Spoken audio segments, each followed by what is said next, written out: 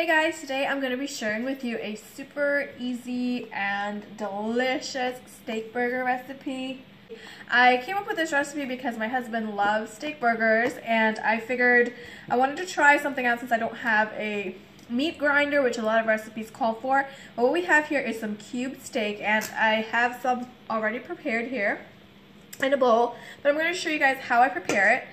This is just regular cube steak, and you can use really thinly sliced steak if you have that as well. I've also done that, and I'm just going to go ahead, in any way actually, and I'm just going to go ahead and cut this really thin, as thin as I can, and just be careful with your fingers, in one direction, in one way like that.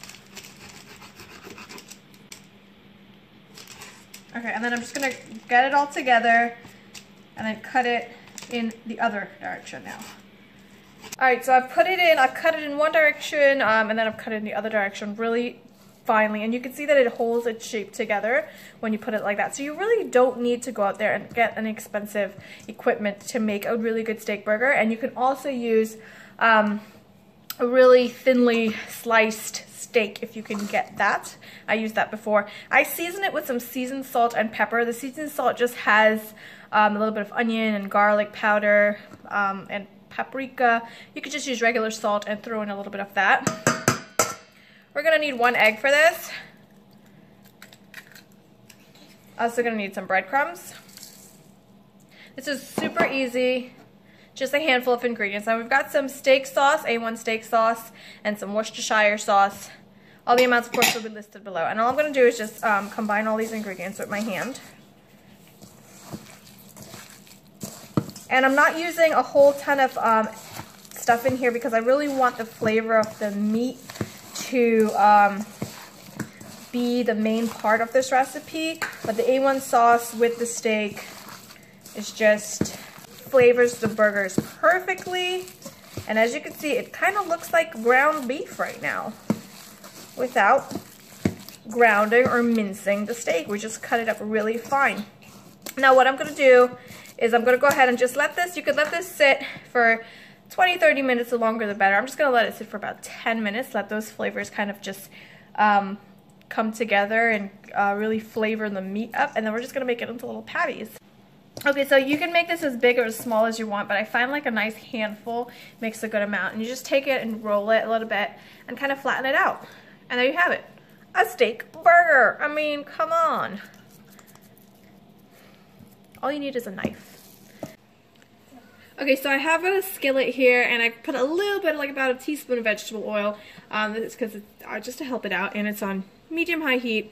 And I'm gonna go ahead and add in about maybe 4 at a time. I just want them to get a really nice sear on them. So you can cook these, you know, however you like your steak, but I'm going to just leave these for about maybe 3 to 4 minutes on each side, depending on how you like it cooked. You know, 2 to 3 to 3 to 4 minutes, however you like it. It does not take long at all. So I'm just going to let this go. Okay, so I'm on to my second batch. Go ahead and add in about 4 to 5. I don't want to completely you know, crowd the pan because I want to sear. So I'm going to cover this up. Cover this up, and then I'm going to let it cook for about 2 to 3 minutes on each side, depending on how, if you want it to be well done or if you want it to be a little bit more on the rare side. And just flip it, make sure it gets a nice sear, and then we'll get to the next step when we're done. Okay, so I've let them get a nice sear, how I like it to. I really like a nice little sear on it. I'm going to go ahead and add in the rest of these, and my heat now is on low. I turned it down to low, and I'm just going to put a piece up. This is like, I have just some Gouda cheese that I just kind of tore up some pieces. You can use cheddar, American, Swiss, whatever you want. I'm just going to place a little bit on each, and then my heat is on low. I'm just going to cover this and wait till the cheese is melted, and there you have it. Just gonna go ahead and cover it, wait till the cheese is nice and melted. Okay, for our sauce, for our bread, I have some mayo, I have some more A1 sauce, a little bit of ketchup, and a little bit of mustard, and this is what we're gonna use as our sauce for our burgers. All the amounts, of course, will be listed below. Just going to go ahead and mix this together until everything is incorporated. And you can use any kind of bread that you want. What we're going to do to assemble it, we're just going to take a little dollop, put it on the bread, like so, and just going to get our patty. Okay, so I placed my little patty on my bun. Now you can top this with lettuce, tomatoes, jalapenos, or whatever you want, and little cute little steak burgers. These, normally when you go to a restaurant and you get a steak burger, it's probably about $5 to $6 for one.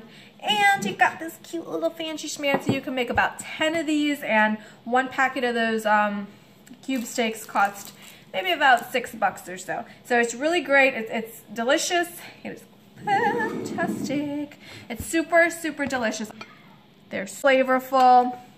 You can top them with whatever you want. And I hope that you guys enjoy this recipe. Thank you guys so much for watching. I will see you guys next time. Bye-bye.